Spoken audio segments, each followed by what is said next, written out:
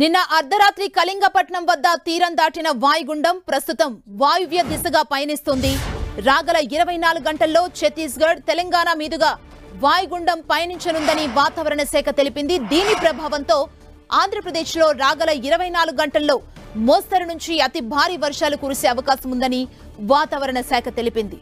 శ్రీకాకుళం, విజయనగరం, మన్యం, అల్లూరి, కాకినాడ, నంద్యాల జిల్లాల్లోని కొన్ని ప్రాంతాల్లో మోస్తరు నుంచి భారీ వర్షాలు కురవనున్నాయని, ఏలూరు, కృష్ణా, ఎన్టీఆర్, గుంటూరు, బాపట్ల, పల్నాడు, కర్నూలు, నంద్యాల జిల్లాల్లోని కొన్ని ప్రాంతాల్లో మోస్తరు నుంచి భారీ వర్షాలు కురిసే అవకాశం ఉందని వాతావరణ శాఖ తెలిపింది. విశాఖపట్నం, అనకాపల్లి, కోనసీమ, తూర్పు గోదావరి, పశ్చిమ గోదావరి జిల్లాల్లోని కొన్ని ప్రాంతాల్లో తేలికపాటి వర్షాలు కురవనున్నాయి. వైఎస్ఆర్, చిత్తూరు, తిరుపతి జిల్లాల్లోని కొన్ని ప్రాంతాల్లో తేలికపాటి వర్షాలు కురిసే అవకాశం ఉంది.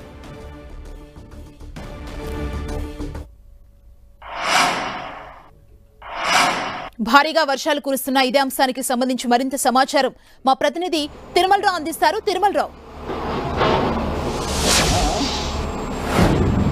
సుమా, గత 2 రోజుల నుంచి ఏపీ వ్యాప్తంగా భారీ వర్షాలు అయితే కురుస్తున్నాయి. ఈ వర్షాలకు సంబంధించి సీఎం నారా చంద్రబాబు నాయుడు ఎప్పటికప్పుడు జిల్లా ఎస్పీలతోనూ అదేవిధంగా జిల్లా కలెక్టర్లతోనూ మాట్లాడుతూ సమీక్ష సమావేశాలు నిర్వహిస్తున్నారు. ఎప్పుడు ప్రజలకు ఎలాంటి ఇబ్బంది కలగకుండా అన్ని ఏర్పాట్లు చేయాలి, ఏదన్నా తీవ్రంగా ఉంటే ఇమీడియట్గా వాళ్ళని సురక్షిత ప్రాంతాలకు తరలించాలి, వసతి గృహాలు తరలించాలి, అదేవిధంగా వైద్యం కూడా అందించాలని చెప్పేసి సీఎం అయితే చాలా సీరియస్గానే అందరికీ వామ్ చేయడం జరిగింది. ఈ నేపథ్యంలోనే విజయవాడ సంబంధించి కూడా చాలా సీరియస్గా మాట్లాడడం జరిగింది. కొండ చర్యలు విరిగిపడిన ఘటన సంబంధించి పూర్తిస్థాయి ఇన్వెస్టిగేషన్ చేయండి, కారణాలు ఏమిటని చెప్పేసి చెప్తున్నారు. నిన్న చూడొచ్చు, నిన్నటి నుంచి ఈ కొండ చర్యలు విరిగిపడిన ఘటన సంబంధించి నిన్నటి నుంచి సహాయ చర్యలు చేపట్టారు. ఇప్పటికే 5 మృతదేహాలను అయితే బయటకు తీయడం జరిగింది. మరి కొంతమంది శిథిలాల కింద ఉండారంటూ సమాచారం రావడంతో ఈ రోజు ఉదయం 8 గంటల నుంచి మళ్ళీ సహాయ చర్యలు మొదలుపెట్టడం జరిగింది. ఇక్కడ చూడొచ్చు, పెద్ద పెద్ద బండరాళ్ళు ఉన్నాయి. ఈ బండరాళ్ళు సంబంధించి డ్రిల్లింగ్ మిషన్ ద్వారా డ్రిల్లింగ్ చేస్తూ ఈ కొంత లోపల ఉన్నటువంటి శిథిలాల కింద ఉన్నటువంటి తీసే ప్రయత్నం చేస్తున్నారు. నిన్న సాయంత్రం వర్షాలు భారీగా కురవడంతో ఈ సహాయ చర్యలు అయితే నిలుపుదల చేశారు.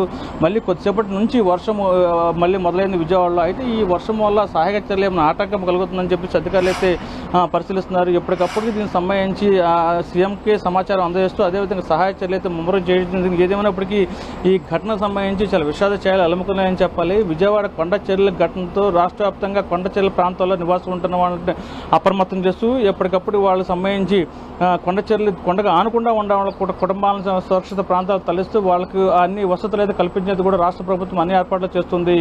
సుమా, థ్యాంక్ యూ తిరుమలరావు.